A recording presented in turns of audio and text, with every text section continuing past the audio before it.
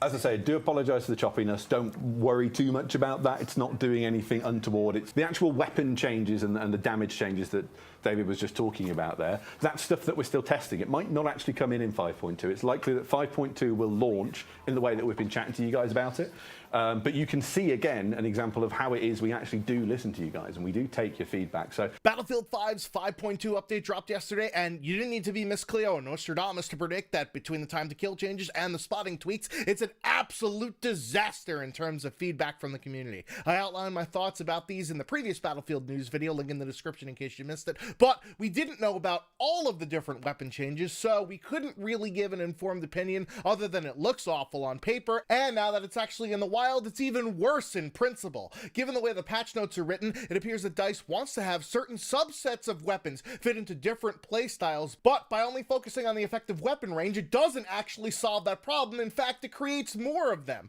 Part of the issue with this philosophy is that you can't really force how far or close your engagements with enemies will be in this game because of map design. This is one of the reasons I almost never use a shotgun and why I rarely get killed by one, except for knots with the drilling that can be used to snipe across the map, because it's almost impossible to close the distance on enemies in the majority of the wide open, flat as Kristen Bell's chess maps in this game. Sure, there are certain ways that you can flank on some maps, but for the most part, you'll need a weapon that you can use at a longer range if you can hit your shots, for which the meta class will now be impossible unless it's one of those carbines, or at a closer range if you get a good flank, which is now impossible even for the quote CQB LMGs, the FG42 or LS26, because they have less ammo in their magazines than a budget sperm bank. On game modes like Breakthrough, in one single life, there could be multiple different ranges of engagements because you'll be charging an attack point, which means longer range gunfights because the defenders will already be at their base. Then eventually you're going to get to the objective, which is more close quarters combat, trying to get people off of said objectives, and with the philosophy outlined here, it's just not possible anymore with one single weapon. You're going to have to be changing weapons like Bruce Jenner is changing genders. Additionally, a majority of the weapons got a starting ammo increase because you'll now need more bullets to kill in general. That completely runs counter to the attrition mechanic that seems to be all but abandoned now, which was a component of the game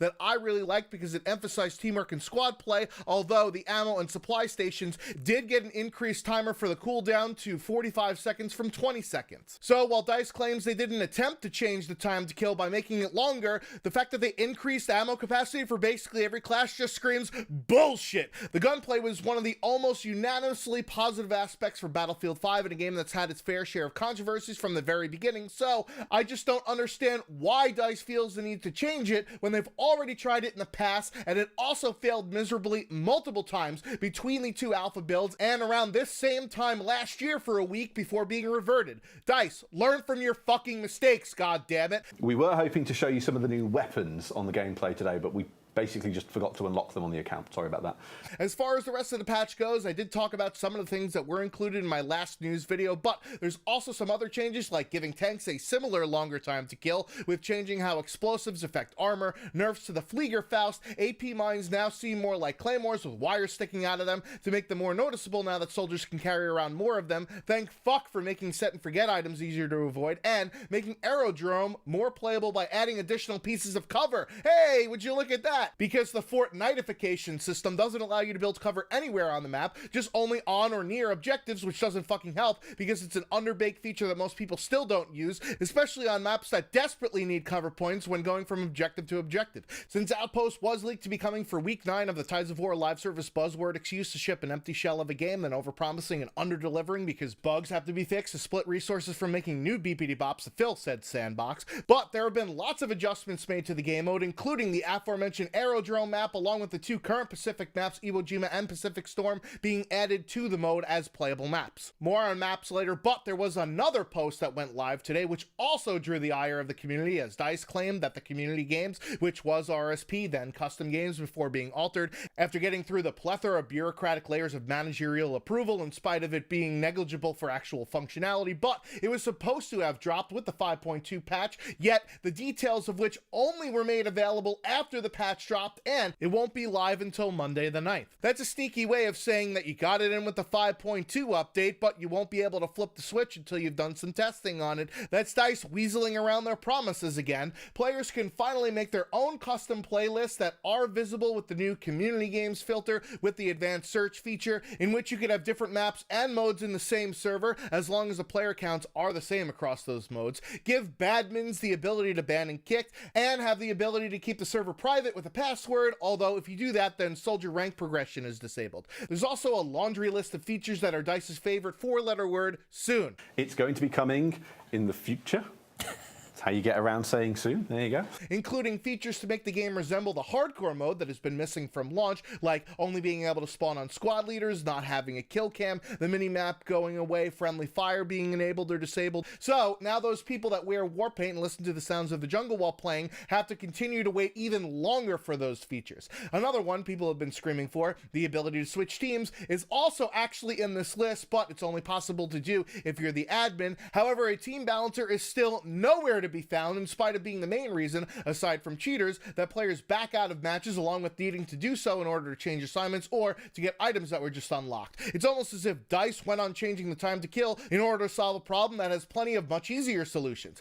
However, the worst part of the entire implementation of community games is actually a note bullet point fine print that indicates that Tides of War ranks and chapter XP will not be earnable in community games at all, and given that this is a fundamental matter in which progression is achieved in this game, that means that abso-fucking-lutely nobody is going to want to join other players' custom servers, and thus community games is essentially dead on arrival because there won't be players filling up those servers, because why the fuck would you want to join that type of server if you can't ever get any unlocks? This is typical DICE though, completely undercutting any positive features of development with one single asinine design decision. If this is a case of DICE just couldn't get counting to work correctly on these types of servers because math isn't their strong suit after all, then that would be one thing. But I have a sneaking suspicion that this is working as designed because they don't want to have people ranking up so fast that they don't spend points on tier skips to get the things in the progression tree that they really want, and thus EA doesn't get any money for it, considering that community games is free instead of a pay for server rental, which has been the case in years past. It is a step in the right direction in spite of the stipulation that I just mentioned.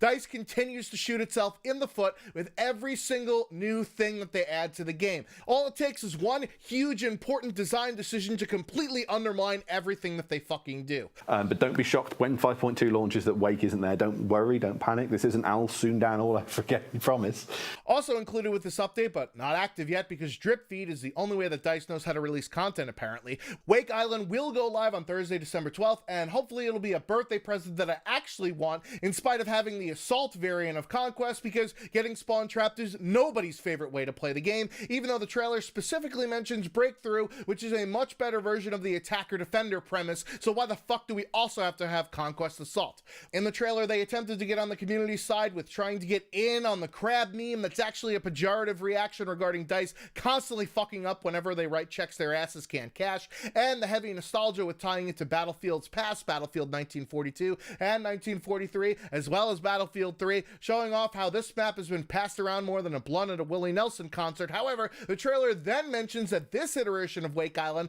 is actually twice as big as in games past, so perhaps it won't play the same, which means that the map that everybody knows and loves might not be loved during this iteration, especially with the time to kill update that tinfoil hat on now might have been the driving force behind it if the map is twice as big and longer range engagements are the norm. At the very end of the trailer is a teaser for a jungle ambush scene that gives any non-vets PTSD flashbacks. However, this all but confirms a fourth Pacific map that has been leaked for a while, with Solomon Islands as it's named when the update accidentally pushed it into the advanced search filter before being disabled minutes later, along with another unreleased map in that filter called Al Marj Encampment, which according to data miners was originally a map for that scrapped 5v5 mode that was a terrible fucking idea that never should have got past the brainstorming phase, named Libya. So this is probably yet another only in smaller game modes map that no respectable Battlefielders play, similar to Lofoten Islands in Provence. Also in leaks are some new weapons that aren't the ones that we know that we're we're getting in the next few weeks of rewards that we can't get if we're playing community games, but the following weapons got assignments and or dog tags: